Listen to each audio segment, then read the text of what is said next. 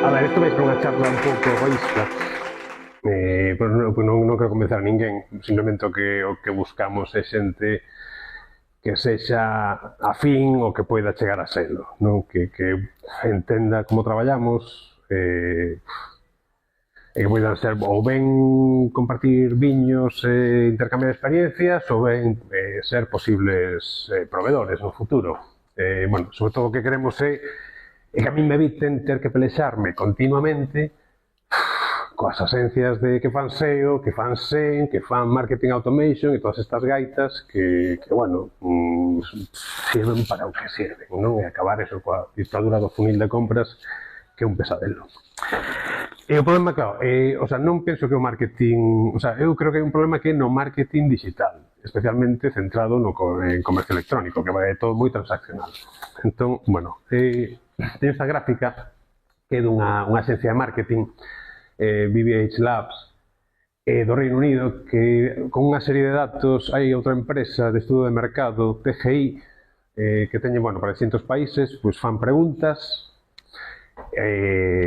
a, non sei, pois, mellor 60.000 persoas, non? Pois de 0 a, de 1 a 5, canto de acordo estás pois con esta afirmación, non? Entón,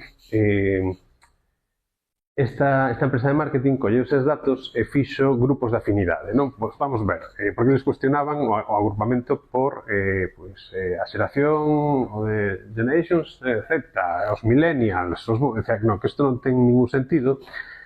Eles vían, por exemplo, que a xente que usaba fío dental era máis afín entre ela que polo simple feito de nacer nos mesmos anos.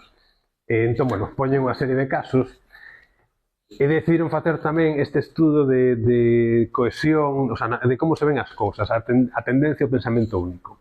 E viron que a profesión que tiña máis tendencia a ver as cousas do mesmo xeito eran os de marketing. En marketing digital, en comercio electrónico, é aínda peor, porque todo é as ferramentas que sabemos todos. E, bueno, isto é un problema. Para min, e creo que en xeral para moitas tendas online. Vale. Por qué? Bueno, claro, ti cando estás pensando en de xeito transaccional, sei o que quero, que me vexan este anuncio aquí, o funil, o collo as cookies, despois remarketing, non sei que, e acabar comprando, escribes textos para que Google posicione ben a túa páxina, pero despois entra a persoa e aquilo non sirve para nada, e bueno, pues, ao final acabas matando o gusto, a intuición, a creatividade, que creo que hai que recuperala e bueno, axuda a vender. Xa veremos, bueno, explicaremos como facemos nós.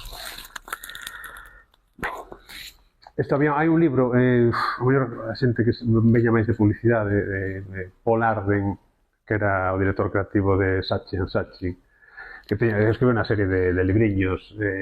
El dicía, bueno, que el entendía publicidade ou marketing como unha combinación de magia e lógica, non? Que había, o sea, sí, que había, era unha época na que se facía, pues, había estudos de mercado, focus group, etcétera, etcétera, e despois había unha parte creativa que non podía, o sea, que non podías obviala, tiñas que ter, o sea, tiña que haber un equilibrio. Eu creo que o que nos falta agora é, bueno, hai demasiada lógica e moi pouca máxia, hai que recuperarla, hai que darlle o seu espazo, para que sexa un equilibrio, para que as dúas traballen xuntas. Como vode? Vou rapidísimo, non? Non, ben, teño, me quedan 30 e...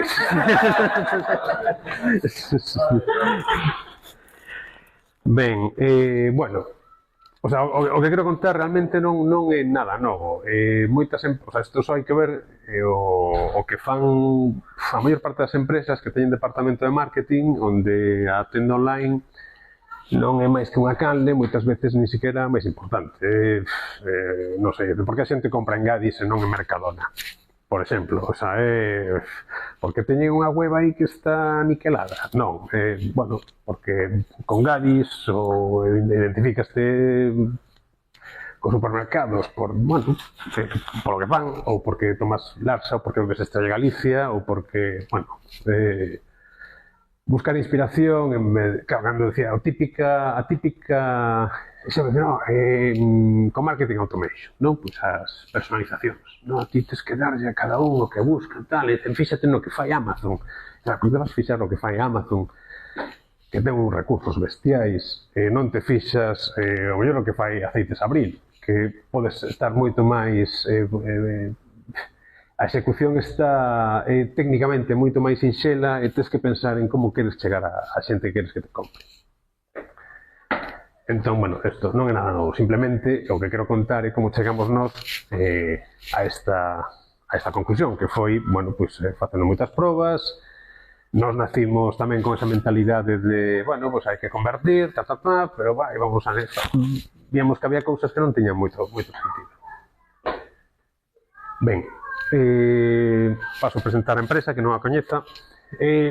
Alguén, bueno, sabedes o que significa Panarra? Non, vale, é unha persoa que é aficionada a facer pan. Vale, pois é unha marca de produtos para panadería caseira. Tamén hai micropanaderías, panaderías artesás, pero está principalmente xente que lle gusta facer pan en casa. Vendemos produtos de marca propia, que é a maior parte da facturación, e despois tamén temos produtos de terceiros que, bueno, ben, o sea, axudan. Yo soy un panarra y no lo sabía. Non coñeces a Masadero, Tampoco conocía a Masadero. Ben, non, o sea, ao final... Non, bueno, un pouco en cifras, non? Bueno, nace no 2009 da man de Andrés Bonilla, nunha comarca agrícola de Málaga, si, nun pobo do tamaño de Carballo, máis ou menos. Bueno, teñen aí unha zona de moita froita. É importante, o sea, isto é importante que a empresa estea nunha comarca agrícola, é importante para nós. Despois temos máis de 70.000 clientes en todos estes anos, que son 1 millón de sesións no blog anuais, medio millón na tenda, un 45% dos usuarios rexeitan as cookies, Google Analytics o rexistra o sea, deixase fora un 60% da facturación. Aparte, bueno, temos unha newsletter con 30.000 suscriptores, unha taxa de apertura alrededor do 45%, vendimos 250.000 kilos de fariña o ano pasado, que isto en transporte é unha barbaridade. Temos unha taxa de conversión do 2% de ventas por sesión. Bueno, esas son as cifras máis ou menos para que vos fagades a idea de que tamaño é a empresa. Non somos 7 persoas, pequeniña, pero bueno, bueno, hai que mover material. Vale, no 2009, Andrés, o fundador, capitaliza o paro bueno, con isto que me di, mira, vou montar unha tenda, botasme, teño esta idea, veña, vale, un e-commerce e WordPress. WordPress, publicábamos aí o que se nos pasaba polo machín, pues unha receita, o día a día da empresa, pero bueno, era así un pouco se uso para o vento. A finais de 2009, un grupo de empresas malagueñas convoca un concurso de comercio electrónico que gaña el Amasadero. Entón, no 2010, pasamos de e-commerce a PrestaShop, que isto foi un cambio estupendo. Eu non o sabía, pero bueno, despois tamén no premio viñan campañas de AdWords, que como pagaba a empresa, que unha das empresas que organizaba o premio, pois non lle fixemos moito caso. Ese ano, ademais, empezamos a publicar receitas que nos enviaban os clientes. Pois mira, comprei-vos esta fariña e provei este pan. Entón, enviamos un correo, subíamos ao blog e dábamos de voz a xente. 2012. Facemos un redeseño, en principio centrado no usuario, bueno, aí pendentes das métricas. Isto, bueno, foi traballo de Marta Paz e de Arturo Cousiño, que, o sea, non sei se, ao principio había que deseñar un logo, que non había forma, porque claro, un logo para que? Para unha tenda online. De que? Que vende?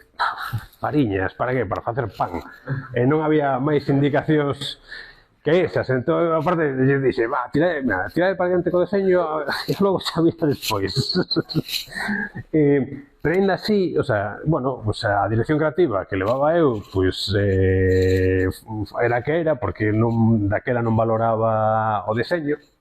O sea, sí que o valoraba, pero non entendía que, tens que ter algo máis sólido para que quede todo máis armónico. Pero sí que facíamos... esta web está a mí encanta. De feito, cando a recuperei, dixe, isto foi unha web do 2012. Pois eso, tiñamos unha sección para aprender a facer pan, non? Pues entras aí, vías as receitas, os consellos, as recomendacións de fariñas, sempre o teléfono moi presente para que a xente chamara. Claro, se queres en Facebook, en Twitter, en contacto. Claro. E despois, isto entereime o ano pasado, cun proveedor. Me encontro aí nunha feira e lle chamaba moita atención. Estos son as categorías da web, o sea, da tenda, co desglose completo de produtos. E decían moi interesante, porque eso aí, non, para o SEO, tal, non, isto, eu non estaba pensando no SEO, o que pasa que era unha tenda online que debía ter 75, 80, 90 produtos, e me parecía que ter un índice alfabético, ben ordenadiño, o sea, era moi cómodo para consultar. E aparte, el después... Sí, no, despois foi, decía, gusta a mi idea, vou a aplicar outros clientes. Non sei como funcionou, pero bueno, que non se facía por SEO, era porque nos parecía que funcionaba, que podía funcionar ben.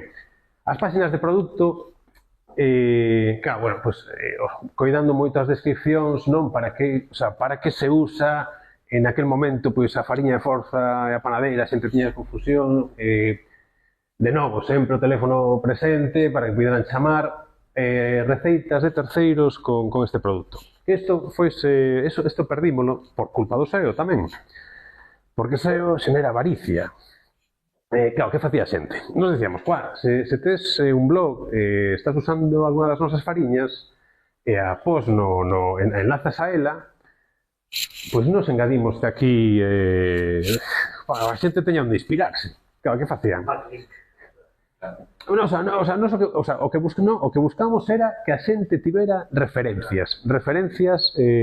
Pois comprei esta fariña panadeira, pois podo facer unha pizza cocinando con mi hermano, ou pan de pimienta e nada. O sea, non buscábamos SEO. Eles sí, algúns, non? Entón, que facían? Sí, mandaban, e logo quitaban o enlace, non sei que. Entón, claro... Chega un momento, vamos a ver, aquí un pouco de xenerosidade, eu douche visibilidade, ti dasme material para que eu poida levar a xente que nos compra, se non fácil, entón ao final acabamos quitando, porque era, bueno, hoxe en día sí que tería, ao mellor dicía, non poñas o enlace, pero sí, di, harina panadera da Masadero, a min me vale con que apareza a marca, non necesito enlace, vale? Nesta web fixemos test de usabilidade, sobre todo porque era tamén mentalidade transaccional, centrados no proceso de compra. Ao final pasamos dun 0,9 tasa de conversión a un 2%, que se mantivo de aí, claro, sobre todo a facturación pasa máis do doble por un cambio no deseño. Que eu atribuía ao proceso de compra naquele momento, pero despois non, que mellor a web sí que estaba pensada para que a xente collera confianza. Bueno, pois, está todo ben explicadiño, pois voulles dar unha oportunidade. A web, a verdade que funcionou moi ben, mantivo a estructura, non sei, foi ata o 2000... Bueno, uns cantos anos. Vale, ben, pasamos 2013. Primeira newsletter, a 4.900 suscriptores. Unha receita de unha mestura de especias así un pouco rara, e resulta que durante unhas semanas ese produto empeza a venderse moi ben. Pero nada, íbamos ao show, como viñan as cousas. Pois se me ocurre isto, veña, lanzo unha newsletter. Non había moita organización, pero íbamos probando as ferramentas. No 2014-2015 empeza a traballar para nós Eduardo Iroa, que bueno, quen está no mundo do xornalismo saberá, bueno, escribe de maravilla, o sea, aparte, nos tiñamos unha referencia clara, nos queríamos ser como Cosimo de Monroy, de Los placeres y los días, un blog fantástico, que ¿alguien coñece esa...?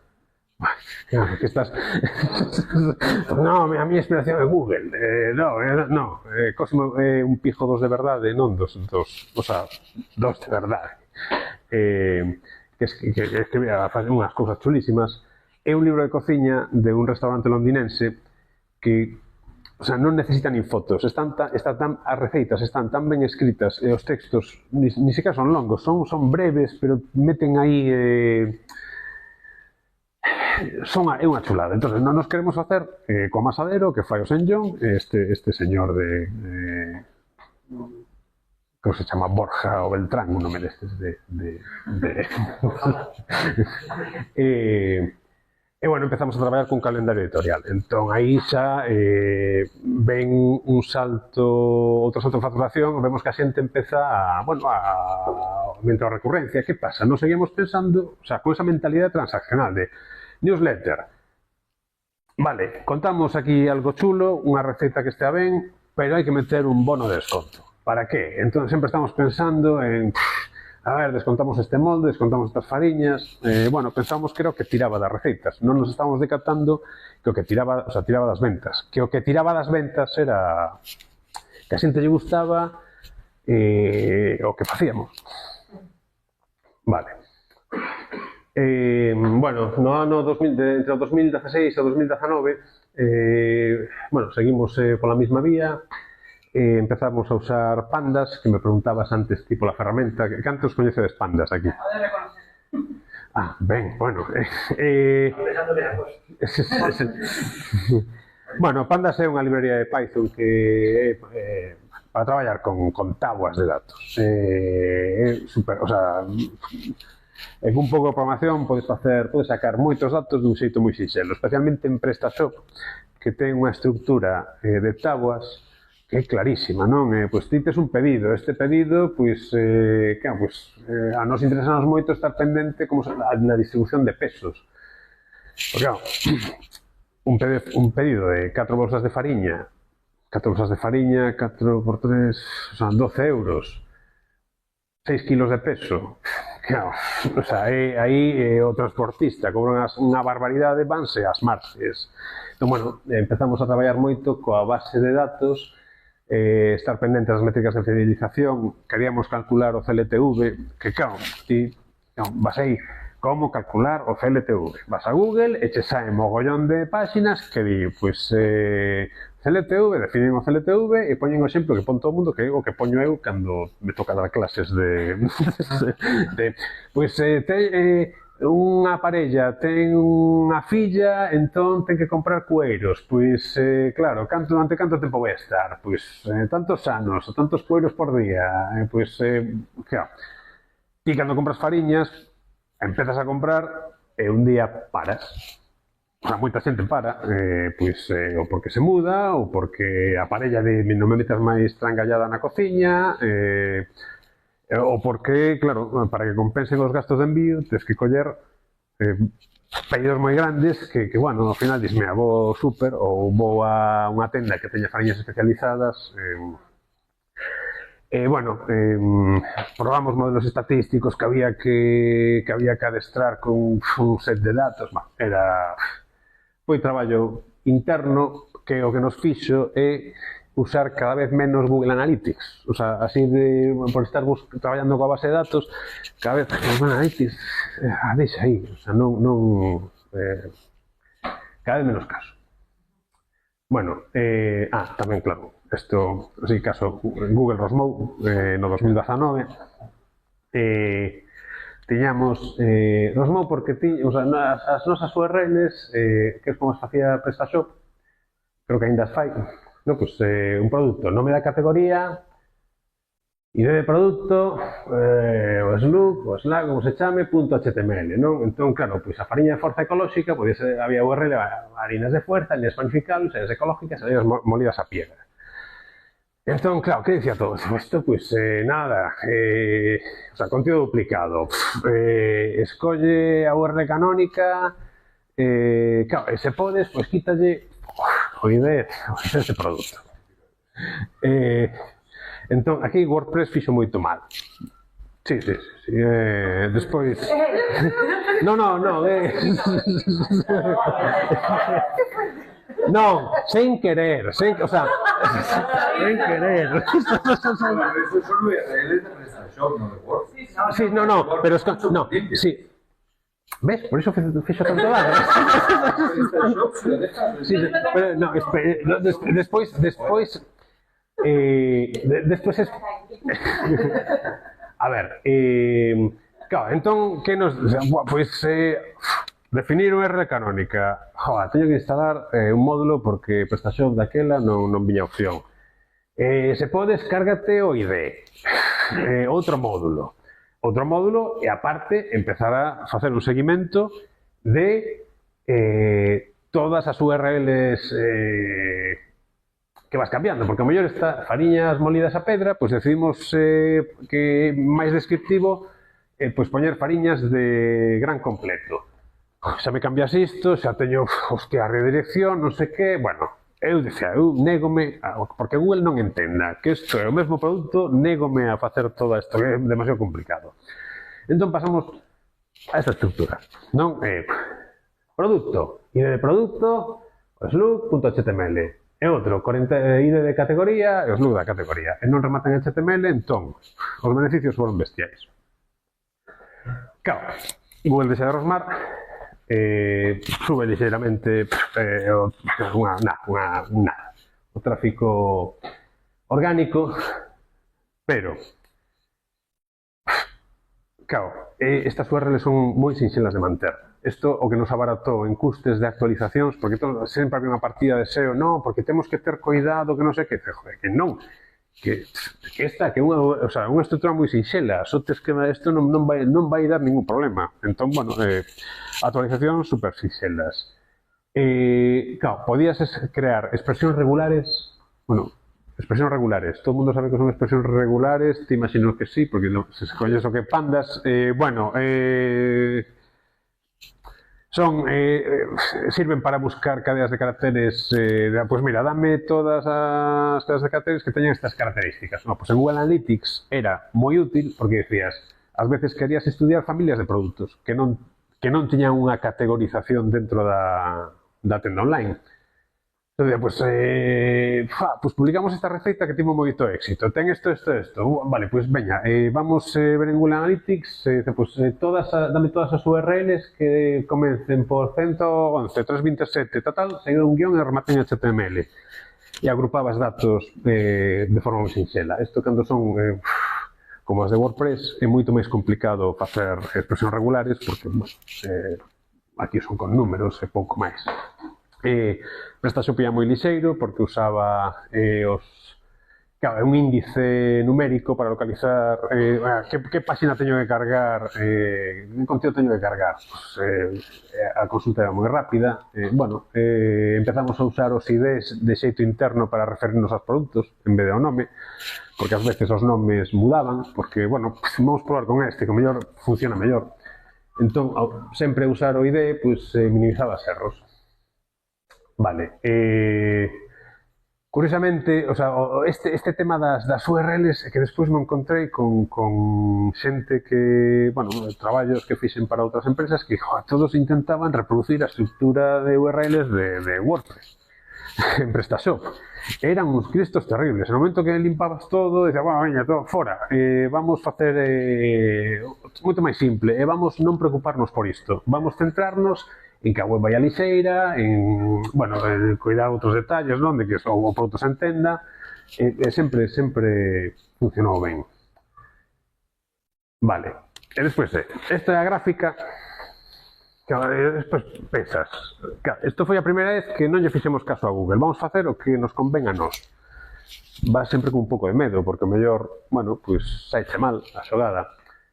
Claro, esta é a gráfica da caída de tráfico orgánico para a URL con máis tráfico orgánico, que a fariña é forte. Aquí, isto creo que foi cando entrou con Senmode, obrigatorio, bueno, dai, vale. E estas son as ventas da fariña de Forza. O sea, isto, entradas de tráfico orgánico á página de produto fariña de Forza, ventas. A min que me digan que o SEO ten algo, sabes? Claro. Aquí, o sea, isto, bueno, sempre hai picos no Nadal porque se vende moito para os roscóns. Pero bueno, despois vedes que me gustaba, se queda, bueno, sí, non, o sea, véndese máis, claro, pois buscamos explicala mellor, darlle máis visibilidade nas receitas, entón, bueno, podía estar obsesionado, e de feito estivemos obsesionados, que está caendo tráfico orgánico, temos que facer algo, bueno, compro as ventas que van ben, porque se van ben, o mellor tens que deixar de centrarte no SEO, e hai outros factores, claro, por que melloraron? Collendo as... claro, nos decatamos, aquí hai xente que compra 10 bolsas de fariña panadeira, o sea, son envasado 1,5 kg a 15 kilos, o sea, pero isto dura, o sea, 15 kilos dá para moitísimo pan. Claro, que había xente que facía compra conxunta para os gastos de envío, e dice, pois vamos ofrecer aquí uns descontos por volumen, non? E funcionaron moi ben. Bueno, ao principio funcionaron fatal. Claro, porque empezamos con unhas cestas de fermentación. Entón, claro, viña, porque isto vendo os datos de Black Friday, decía, baixamos un 15% as cestas de fermentación. E aquí nos compraron 30. E vías o correo, pois un dominio dunha empresa. E xa, pois efectivamente, aquí unha panadería que necesita, pois aquí nos compran panaderías, pastelerías, tal, claro, son produto que ten boa marxe, pois veña, vamos poñerlle descontos para 10, 25 e 50 unidades. Claro, subiron as ventas das cestas de fermentación, porque empezaron a comprar as panaderías e o que aumentaba por aí ocultaba a caída das ventas de particulares. Non? Pues, ven unha panadería, compra 50, 50 ventas de manetóns, unha particular leva moito. Coas fariñas notámoslo, de súpeto metemos tamén, pois veña, vamos a aplicar descontos por volumen ás fariñas, e baixen as ventas. E claro, ao final é un problema de usabilidade que ti cando seleccionabas o desconto por volumen, para volver non podías desmarcar a opción que acababas de marcar. Tiñas que irte ao menú desplegable, seleccionar un, entón, claro, isto, bueno, no momento en que puxemos a cruceciña para desmarcar, veo o salto nas ventas. Isto non ia falar disto, pero xa non sei por... bueno, 2021. Non tei. Claro, despois chega o 2020, a xente posa a facer pan.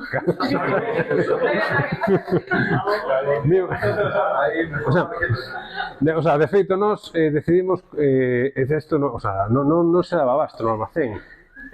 Había, a xente estaba moi cansa co distanciamento, bueno, pois vamos cortar as ventas. Unha cousa que en principio non podes facer, que só vamos vender a xente que nos comprou no último ano para sacar, e vamos ir abrindo pouquinho a pouco a medida que, bueno, que a cousa se vai relaxando. Bueno, supostamente non podes facer, a lei de comercio non te deixa, tes que non podes establecer, non podes decidir a quen lle vendes e a quen non. O sea, se alguén... Isto fixémolo, enterámonos cando alguén protestou, isto que saibades que tal, vou poñer unha denuncia. Jova, bueno, entón, ben, claro, moitísima facturación, bueno, pois xa a empresa tiña máis recursos, e pois que vamos a ver, o seguinte paso, bueno, pois o paso clásico do comercio electrónico. Vamos a aumentar as referencias no catálogo. Máis referencias, máis URL, máis tráfico, máis ventas. Así, o razonamento que facían todas, siguen facendo. Bueno, aparte metemos, bueno, pois que pasa, como aumentamos? Pois como as fariñas é un produto de PVP baixo, os gastos de envío pois suben moito o prezo por kilo, vamos intentar que a xente pois, complete, pois, se compre un aceite, un arroz aí ben, bueno, vale. Un desastre. E aí empezamos, ademais, a recibir, eu creo que foi o ano que empezamos a recibir das axencias, mira que douvos contido gratis, non tens que facer nada, só tens que publicalo, a ver, bueno, para poñer aos seus clientes para un link building das narices. Entón empezamos a recibir, a ver, sempre decíamos, mira, contido gratis, o que queiras, eu poñoche un enlace, que iso a min que máis me das bo contido, pero teste que axustar ao noso estilo. Claro, o que recibimos era basura, o sea, era de robot de cocina por todas partes, sen escritos en gracia, de todas as que recibimos non aceptamos ninguna. Iso foi o ano no que empezou, claro, aparte, foi o ano no que empezou a escribir as descripcións dos produtos Alba Barbadillo. Bueno, tanto Eduardo Iroa como Alba Barbadillo, xefes de prensa no Concello, en distintas etapas. Vese que nos gusta traballar cos xefes de prensa do Concello da Coruña, a ver quen ven despois. Entón, aquí xa estamos decatándonos que os SEOs, a todas as propostas de link building que querían facer para os seus clientes non nos gustaban, e que isto que facía era matar o estilo, e que nós non íamos redactar nada, o sea, ni aceptar nada por supostamente conseguir tráfico orgánico. 2023, despois do fracaso de aumentar, aumentas o catálogo, pero aumentan os gastos, a tesourería as compras son moito máis complicadas, porque de súpeto pasas a multiplicar por 3 ou por 4 os proveedores.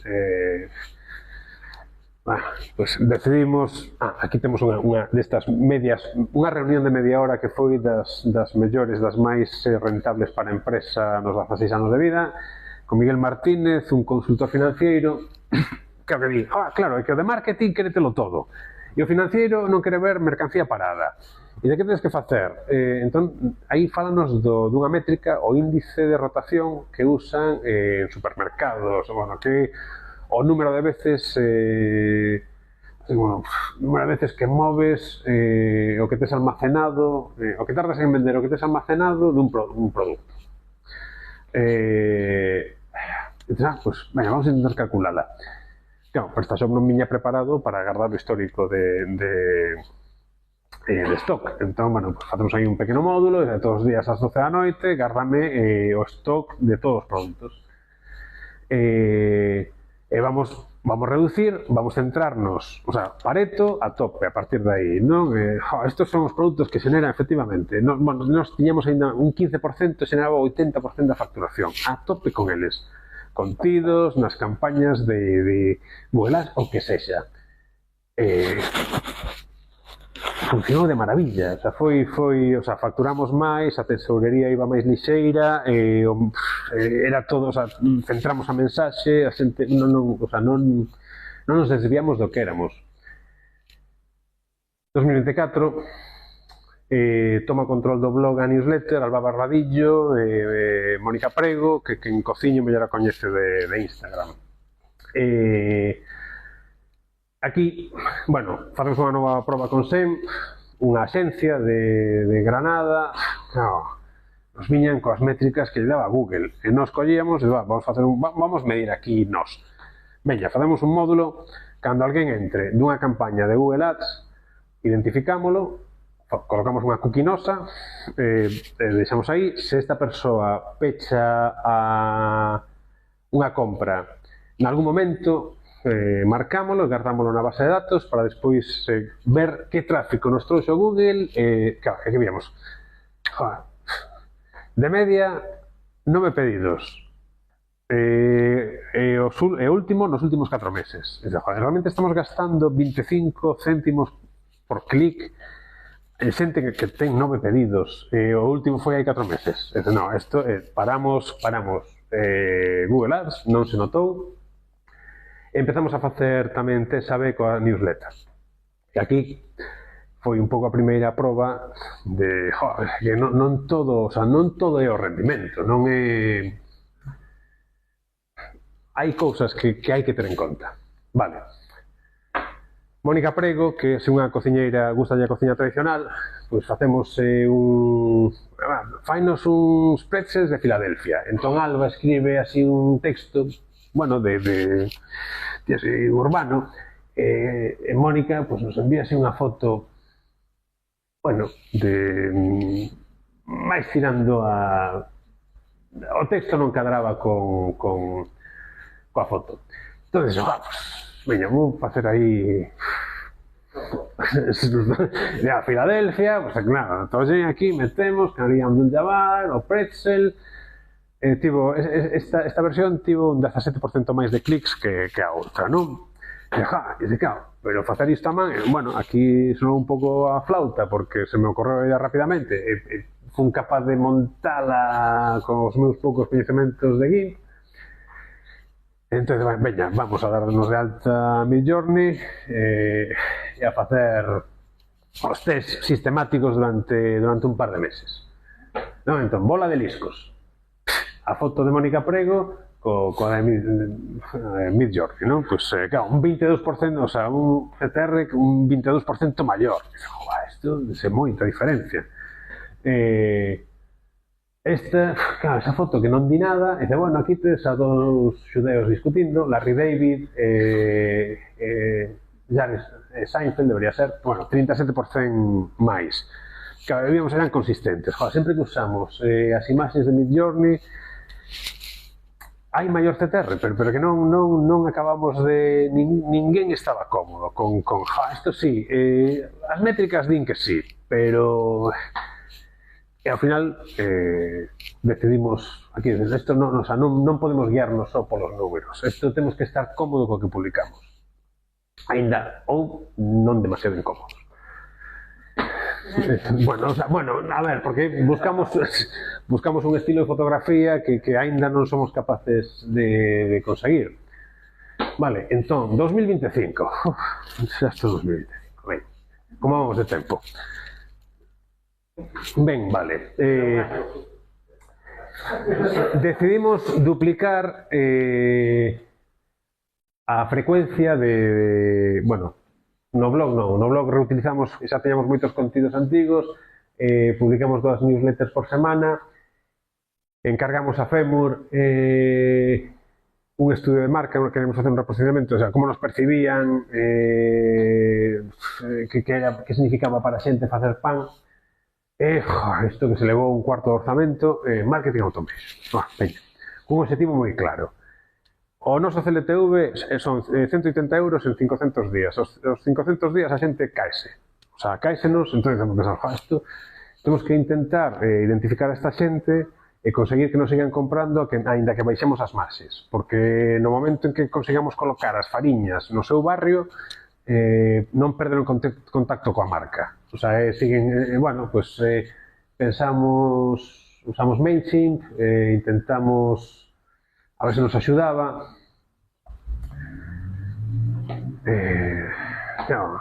Que nos costou? A newsletter facturaba, despois do 2005, facturou 5 veces máis e costou 3 veces menos que todo marketing automation. Entón, mira, fora marketing automation, o sea, seguimos apostando pola newsletter. Claro, isto aí xa ves, claro, poden vir coas técnicas sofisticadas de, no, pois temos segmentacións, unha tolemia, automatizacións, unha burrada. E isto, pois, nunha empresa que teña un tamaño moito maior, ese investimento, pois, pode que está justificado, pero a nós resultábanos, o sea, primeiro, moito máis agradable recibir os textos de Alba, que son o mellor momento da semana. Montalos, traballar con eles, e ainda por arriba ves que funciona. Nos vamos polo lado bonito, e non que... Non, ti sabes agora que estamos apuntando, non, pois, tasas de apertura, tal, tasas de apertura, tasas de clic, non para intentar melloralas, senón para intentar entender que é o que busca a xente? Que lle podemos dar que faga, que queira lerse o texto, que queira ver a receita? A min dame igual que se faz o botón así máis longo, máis estreito, dunha cor, outra cor, que aumente... Non, queremos entender que é o que... O sea, por que lle gusta a xente a nosa empresa? E o libro de marca é fantástico, foi un traballo que de súpeto pues, xa empezas a ver claro, que non podemos estar pensando sempre en pues hai que pechar unha venta porque se reciba unha newsletter, simplemente queremos que abran, que o lean, que se identifiquen con nós e que cando necesiten fariñas vayan a nós e non a outro.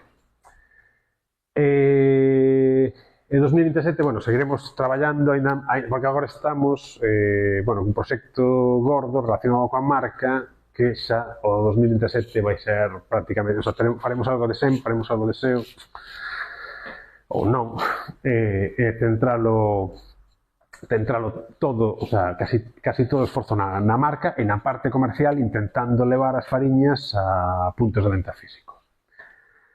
Ben, claro, todo isto vale moi ben. Como aplicaríamos isto? Somos agencia ou somos empresa, non? Hacéis, porque yo he buscado la Masadero y salen anuncios de Google. Sí, facemos. Vale. No. Entendía como que no sabíais. No, pero sí, pero é un 1,5% da facturación total. O sea, é un orzamento pequeniño que estamos... A ver, eu sei que, ten que... Creo que Google Ads pode ser útil se ti tes moi ben configurado, claro, pero, como todos. Claro, eu non quero que Google Ads me traia xente que compra aceite de oliva virgen extra sin filtrar, porque nós sabimos que moita xente que compraba só ese produto, por exemplo, despois non repetía. Porque non é o noso... Nos queremos que traia, o quen usa fariña Rincón del Segura, pois que ao mellor un día vexa o anuncio amasadero desa fariña que se parece tal e decida probar. Eso aí, pero bueno... Claro, pero Google, o 45% da xente rexeita as cookies, tes uns datos, hai que seguir traballando aí para darlle máis... Pero, claro, que pasa? Técnicamente é complexo, é moi caro, e nós vemos que onde estamos encontrando o resultado é en traballar ben a marca. Bueno, claro, como se pode aplicar? Fora. Despois contamos un caso. As métricas con moitos xeitos. Nos todas as semanas apuntamos unhas métricas de control, tráfico, destas, orgánico, directo, máis que nada para identificar posibles problemas, non? Porque ao mellor instalas algo, fastidia, non sei, calquera cousa, nas métricas podes verlo, pero sobre todo a nos gusta traballar con métricas que nos axuden a entender que é o que lle gusta a xente. O sea, por un lado control, que poden ser as clásicas, pero hai sen tolear. Eso, por exemplo, en Instagram, non? Número de veces que se garda, o sea, a porcentaxe de veces que se garda respecto ás visualizacións. Esquecerse do número de visualizacións totais. Co alcance, vale, o alcance, pois aí estás perseguindo o algoritmo. Pero se aquí me viron 3.000 persoas, 100 gardaron a receita, dis, pois esta parece que gusta. Se gardaron 25, pois sabes que non, que o mellor non tes por onde tirar. Claro, por exemplo, se traballades intentar definir misión, visión e valores, non? Que iso hai un libriño que ia traer os que fino. Que ao final é un exercicio que podes estar, non sei, 2, 3 semanas, pero no momento en que empezas a facelo, a sentarte, ordenas ideas, e tes claro, ves que funciona, axuda a afinar o tiro. O sea, de súpeto ves cousas de que isto non ten sentido que fagamos, hai que tirar máis por aquí. Se pode contar cun libro de marca, fantástico, que pasa que non son baratos. Mira isto, creo aquí, dous amigos que teñen un taller de xoiería, pois piden axuda. Co kit digital, pois fanlle un e-commerce, claro, imagina a reunión, a ver, pero ti que faz? Pois eu fago, se me ve un cliente, fago tal, tamén temos estas cadeas que montamos as pezas, entón, pois se monta aí para comprar as cadeas de prata, A ver, que clientes tes? Pois Conxemar, non? Que Conxemar en Vigo, o sea, é o que fai a feira esta peixe conxelado, que é unha barbaridade. Pois claro, tes a Conxemar e que poñelo na portada, tal. Entón, bueno, ves a web, si a web era correcta, pero, bueno, había aí todo... Entón, un día, a ver, vamos a ver, Contame un pouco, o sea, que, de verdade que a ela que é a que deseña. Entón, dixo, claro, vas a pensar que estoy loca, pero a mí lo que me gustaría hacer es joyería mágica. Escoitas iso, aquí, o sea, hai que tirar deste fío. E claro, o sea, claro, porque isto, o sea, entón ela empeza, no, claro, o sea, como as xoias teñen un componente simbólico que, pues, que ti vas a un exame, e claro, ti vas a un exame, vas cos pendentes da túa boa, porque, bueno, está aí, é como se te acompañara, e dache, e claro, ela dicía, claro, que eso funcionaba, entón ela o que quería era deseñar para xente que, bueno, que claro, me contaba un caso, que unha clienta que levaba non sei cantos anos en falar co seu fillo, que acaba de ter unha neta, claro, e cando foi falar coa neta, levaba unha peza de María. E claro, María contoulle toda emocionada. E dice, claro, pues isto, o sea, se o trasladas a... Claro, me contaba procesos da elaboración das pezas, que era unha chulada. E claro, usa iso na túa web, non? O sea, centra a mensaxe nisto, e non... Claro, imagínate que empezas a vender cadeas de prata. A ti isto estaría satisfeita? Non, a mí isto, a verdade, que me dá igual. E se ven Conxemar de novo ou alguén como Conxemar, faríalo. Se pode evitalo, non. O sea, ela o que quería facer era deseño, claro, pero na web non sería nada por ningún lado. Entón, claro, as axencias, hai que levarse os clientes de viños para que se solten un pouco. Claro. Que máis? Bueno, eso, a marca guía e as ferramentas distribúen, o sea, as ferramentas sempre ao servicio do que queremos facer. Non ao revés, claro, isto que no 2024, 2025, tedes que facer os de PrestaShop. Estaban con marketing automation a voltas, tedes que facer ese, pero para que? Porque funciona moi ben, pero para que? O sea, por que funciona? Había que facer ao revés. Decides que o que é, onde queres tirar, usas as ferramentas para conseguilo. Isto é unha cousa que me pregunto. Mira, en casi 2 anos que estive en Londres, en casi todos os proxectos había dirección creativa. ¿No? Aquí, aínda, o sea, pues reunión co CMO, son todos rollos de métricas, técnicos. Nunca, o sea, levo desde o 2006 facendo tendas online, e non me reunín aquí nunca cun director ou directora creativa. A min parece increíble. En ano e medio en Londres, o sea, vi unhas cousas tan chulas que, claro, isto, o sea, necesitas xente que, bueno, que poña un poquinho da maxia, que non pode ser todo cuestións técnicas, vale? Eu creo que, bueno, nos estamos intentando agora ver como conseguimos dentro da empresa darlle máis peso á dirección creativa, porque eu non valgo para iso, bueno, hai que buscar a forma. Creo que, bueno, se poden ir liberando orzamentos de SEO, SEM, agora estamos, claro, co SEM, como fixo eBay hai anos. Veña, vamos parar as campañas en Madrid e en Barcelona. Despois vamos contrastar como van a evolución en todo o Estado. Ben, Madrid e Sevilla. Madrid e Sevilla notase, sigue a mesma evolución ou vai a menos? Vai igual. Google Ads, en principio, non está funcionando. Ese orzamento liberámoslo para outras cousas. Tamén queremos empezar a traballar con axencias máis de publicidade máis tradicional, que pensen en campañas chulas que poidan, bueno, axudar a sentar a marca na voz da xente. Creo que xa está todo, sí. Grazas.